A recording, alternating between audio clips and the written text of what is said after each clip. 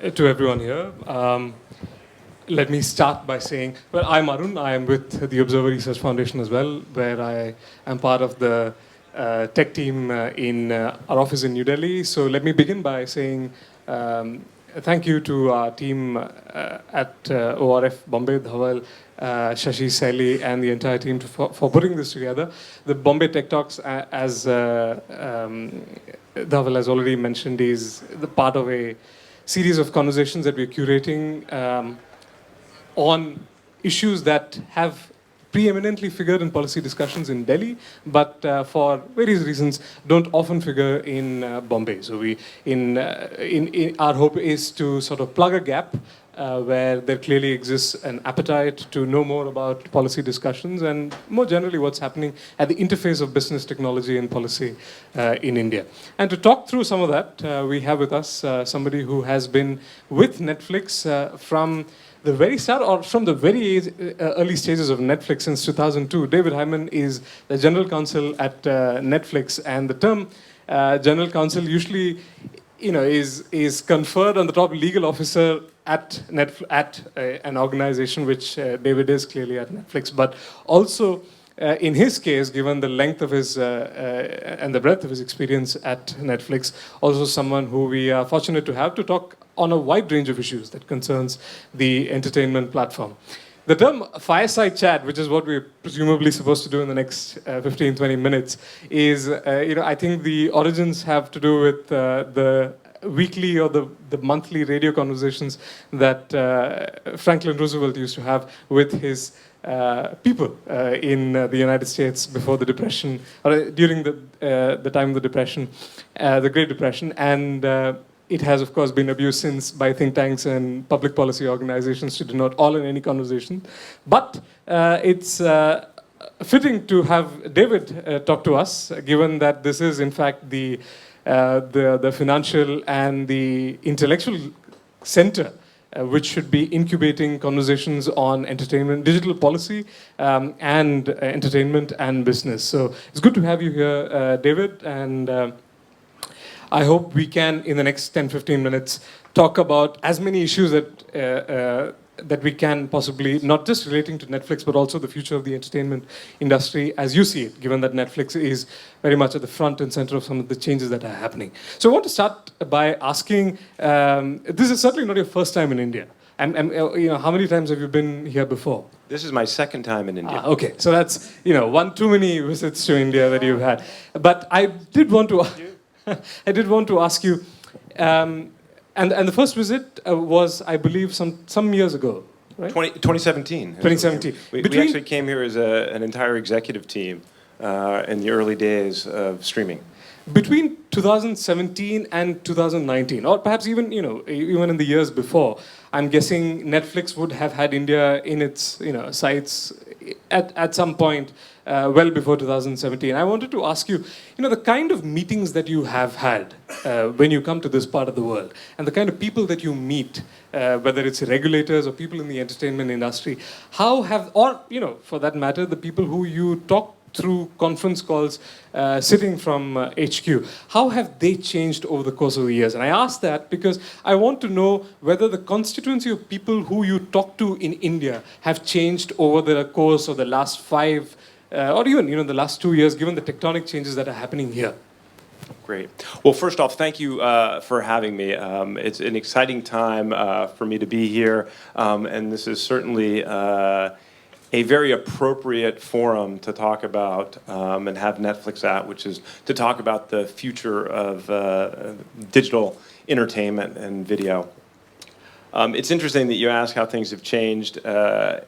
You're right to point out I've been at Netflix for almost 18 years now. Believe it or not, Netflix is over 20 years old, so I am not there from the beginning. But I've seen a lot of change. And as you highlighted or asked about, the types of conversations that I've had over the years, I would say it's been quite rewarding, and it's actually, for me, to be in India at all is immensely satisfying given where we were in 2002 when I joined the company, which was we were delivering plastics through the mail in the United States only. And if you had asked me in 2019 if I would be sitting in Mumbai talking about the digital delivery of entertainment, I probably would have looked at you in a really weird way. And so when you think about the different people who I've interacted with over the years, it's mostly been with a lot of skeptics about how the future of digital entertainment will be. And so the fact that I'm in a room here of people who want to know more about what that future looks like is immensely satisfying, and I'm excited to sort of talk about how we're on the cusp of what I think is going to be 50 to 100 years of new ways of delivering digital video to consumers around the world. So, going back to the fact that you've been at Netflix for pretty much, to see the arc of evolution of Netflix from what it was in 2000 to what it is today. And just going back again to the kind of people that you have been speaking to, even in the United States or in other jurisdictions where, the digital economy is perhaps more advanced than it is in India. Did you envision at any point of time that you would have to perhaps be talking to the telecom regulator or regulators of for that matter of any sort? And when you did come to the point of when you did come to the conclusion of that Netflix had to be engaging with the policy community, not just in India, but in the United States or in India, but in even the smallest jurisdiction where you have some sort of commercial presence. People who are part of the film community, people who are part of the film certification community in emerging markets, and of course the telecom regulator, the broadcaster. How did what were the challenges of trying to kickstart some conversation, and how far have you come and how successful have you been in communicating exactly what you wanted to these regulators? Well, there are a couple of things. I mean, you talk about the different stakeholders involved in the evolution of digital media. I mean, it runs the gamut from the entertainment side of the house, so everything from film producers, TV producers, production houses, to post-production houses, to telco providers, to CE manufacturers, to legislators, regulators. There's a whole host of people who are interested in that. I think one of the biggest things that we've been engaged in is really trying to educate that whole spectrum of stakeholders as to what that future looks like and what is possible and what isn't possible and how that is evolving. And I think it's a kind of shared experience that we're going through, because in some ways we're just at the cusp of that and trying to explain exactly how that is going to evolve has been relatively uncertain on both sides of the equation. And I think one of the big challenges for us is to make sure that people understand that this is a very dynamic environment, and that thinking about what it looks like today and then to react to that in a way that either from a policymaker standpoint that passes regulations or wants to engage in that business as it exists today is an area that they need to be careful of, because it is so dynamic and evolving. And so I think part of our responsibility and what we've really been doing is trying to educate that stakeholder community about what this future looks like. I don't want to sort of harp on regulation too much, because I think we have more meaty things to talk about. But just on a final point on that, would it be fair to say that if, as recent as 5 years ago, when policymakers of various hues, whether it's the broadcast guy or the telecom regulator, when the regulator was conceiving legislation or rules or policies to manage the entertainment sector or to manage the technology space, generally speaking, would it be fair to characterize that Netflix at that point of time would be a late entrant to the policy discussion and often reacting to some of those discussions, whereas now, would it be fair to say that regulators in many jurisdictions enact policies or regulations keeping Netflix or other, whether you want to call them OTT platforms or whether you want to whether you want to call them digital media providers? Do you think regulators craft rules keeping Netflix in mind? Well, I certainly think that to the extent they think about the OTT space, and Netflix as sort of a pioneer in that space is a poster child or representative of that, then it is in part of the discussions. And I think the fact that we've had as much experience as we have in the innovative space gives us authority in speaking with regulators about what the space looks like and what we think it's going to look like. So yeah, I think we're much more involved in that, partially because 5 years ago no one was talking about OTT. It was just at the cusp, and now it's kind of much more present, both from a business standpoint and across all the different stakeholders. Has that made your job less easy? Or is it, do you feel that you earn your keep? I would say my job has never been easy, and that's what makes it fun. It's exciting and things change all the time. I always tell everyone, both at the company, across my team and others, that flexibility is probably the most important characteristic because things change so dramatically.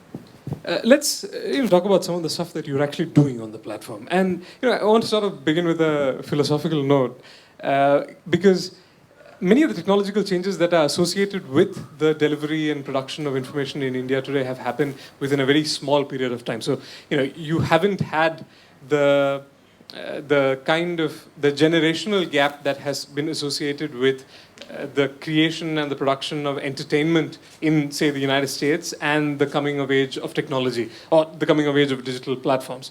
So a lot of things are happening, in short, at the same time in India.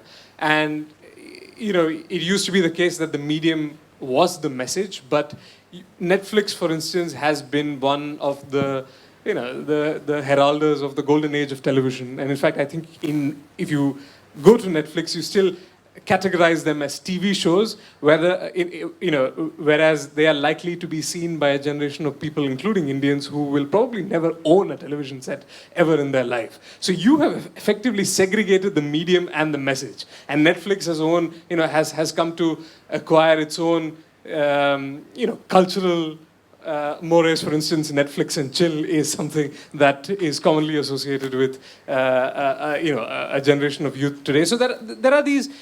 The platforms themselves have become a message in some respects, taking over what used to be, the remit of hardware, of computers or television or the radio, which is what led Marshall McLuhan to say that the medium is the message. But the medium has changed. And I want to, understand from you whether the folks at Netflix are seriously thinking about the way in which, the changes in the way in which entertainment is consumed and what it means for the societies in which you operate. I know that's a sort of a broad sweep of a question, but at least in the major jurisdictions, have you begun thinking about how Americans or Indians are beginning to consume entertainment and what it means for them, whether they consume it in the intimate confines of their home or what it means for them to go out still to multiplexes and see movies? So I'll distill that down into sort of, I think, what is in essence what Netflix is trying to do, and I think what many people in this room are trying to do, which is tell stories. And in that way, the medium and the message are pretty much the same, and that to a certain extent, when you talk about the TV, I don't know how you describe what is a TV, right? It kind of is this your TV now? It's just a smaller TV versus a larger TV. But I do think, to your point, it does make a difference in the way in which you may tell stories. And I think the way that at least I think the industry is coming at it now is much more to think about, it really is fundamentally and always been about storytelling, at least on the entertainment side. It's really about how do we create great stories. And I think the fact that the internet enables a much more global distribution of those stories creates lots of unique opportunities. It creates opportunities for storytellers in India to have their stories told around the globe. And technology enables that in a number of different ways. and enables it through things like easier subtitling, easier dubbing, the ability to watch it when you want and where you want, the fact that you can now watch when you're commuting versus tethered to your home and the antenna. And I think that does enable new ways of creating stories. The fact that you can watch one... He said that some of it was organic, given that, platforms like Netflix were giving an opportunity to voices that were not being heard before. But some of it, she said, was also contrived in the sense that there is a certain cultural awakening that is happening across the entertainment industry for reasons that we don't have to get into right now, but which are forcing producers and directors and actors and well-established folks in the movie industry and in the entertainment industry in general to hire more women. And they may not necessarily be thinking about, some of it may be tokenism, which according to Kaling, she was why, she said, it's totally fine with me because as long as I see more women involved in the production of entertainment, that's fine with me, whether they take it as a conscious decision or whether it is a part of an organic growth. To the extent that Netflix has been, like I said, at the front and center of some of these, these tectonic changes that have happened in the entertainment industry, how have you approached some of, I don't want to call it a progressive cause, but clearly, you can see that in some of the content that is being produced by Netflix, there is a greater percentage of women that are being involved.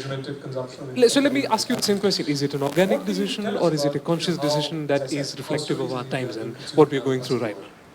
I think the answer is it's both.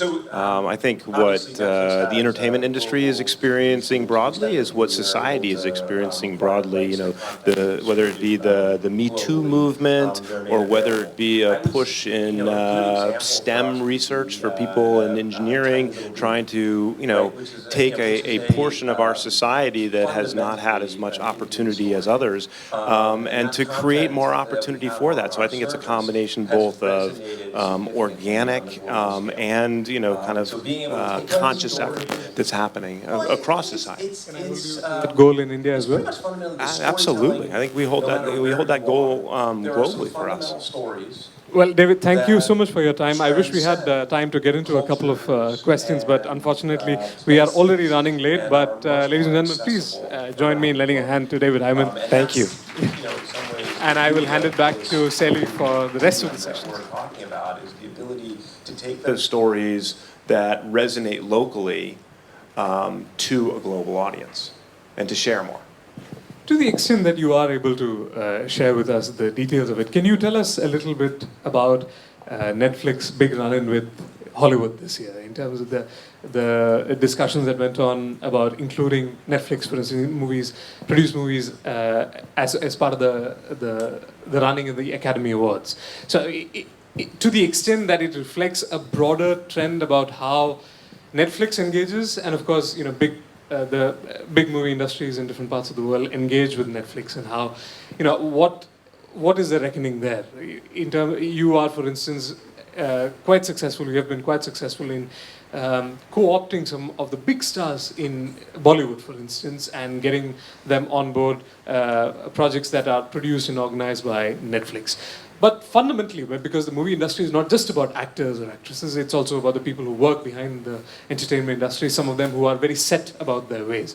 How have your engagements with Hollywood and Bollywood, both of them being just representations of big movie industries everywhere, how have they been and how have they evolved over the past couple of years? Well, I think, if you look at the Indian marketplace, and you look even in the US, it's really a golden age for creators.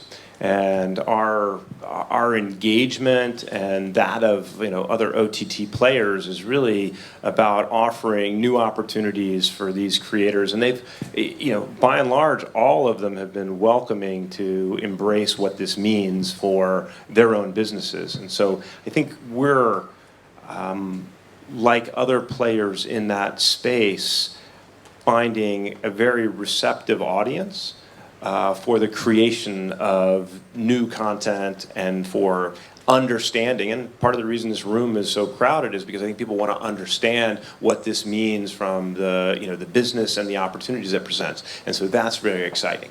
So again, can you run us through some of, for instance, even exciting you have now a very well-developed India team covering all aspects, ranging from policy to business development. But when a project comes to you in a language other than English, can you, to the extent again that it is possible to tell us laypersons about how that process of business development works, that aspect of business development works, how is it that you treat a project that is not in English but clearly seems exciting and promising and something that, as you said, may have some sort of resonance with a global audience? What is the secret sauce that Netflix is looking for when it picks a sort of a local winner? I think it goes back to great storytelling, and that's what it is. I mean, even if there are two things. One is we rely on the creatives in the market to tell us if it's a great story, if it's not in English, because certainly the people back in California won't be able to understand that. But we all understand the power of great storytelling. And in many ways, that ability to find a great story and then be able to provide a service that is able to deliver that globally is what we're really looking for. And as with any content that's produced, whether it's movies or television shows, some movies and some content that's produced by Netflix will be successful, some won't.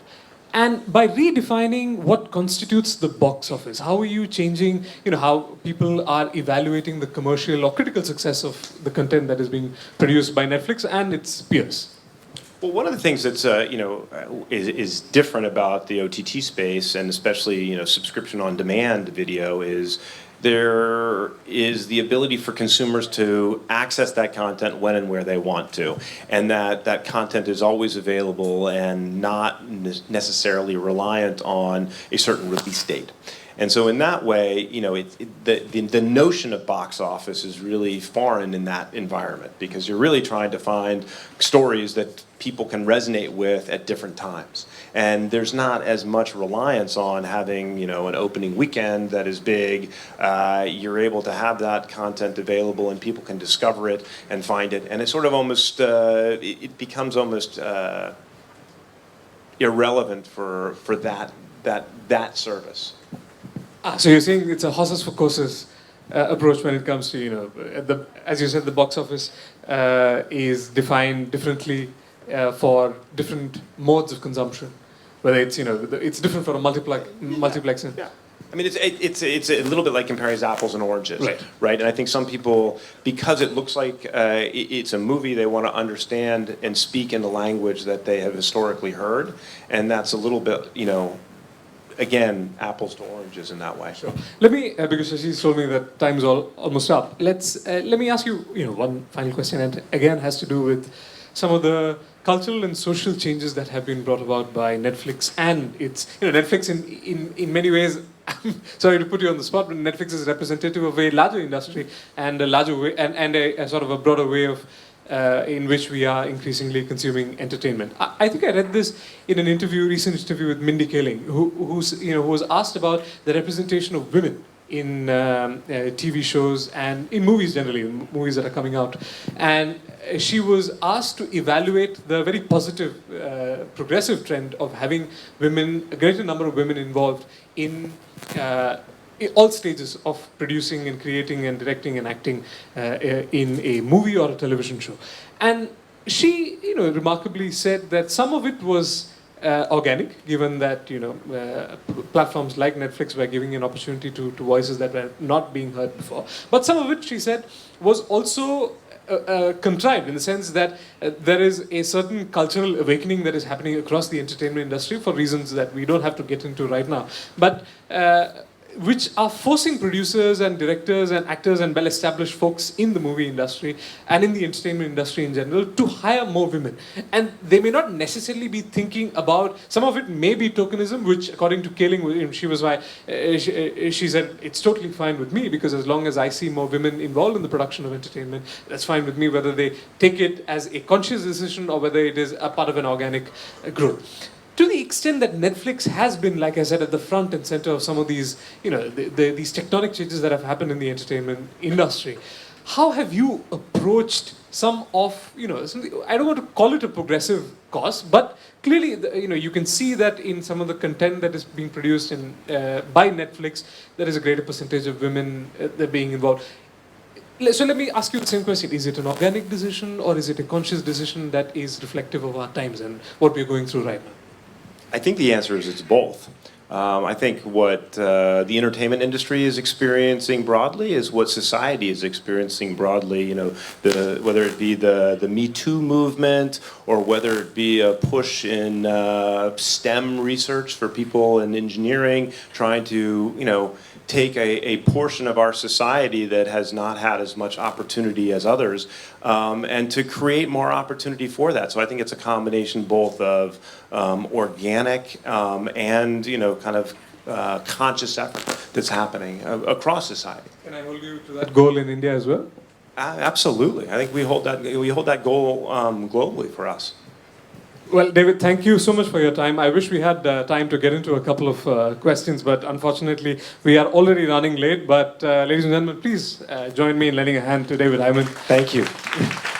And I will hand it back to Sally for the rest of the session.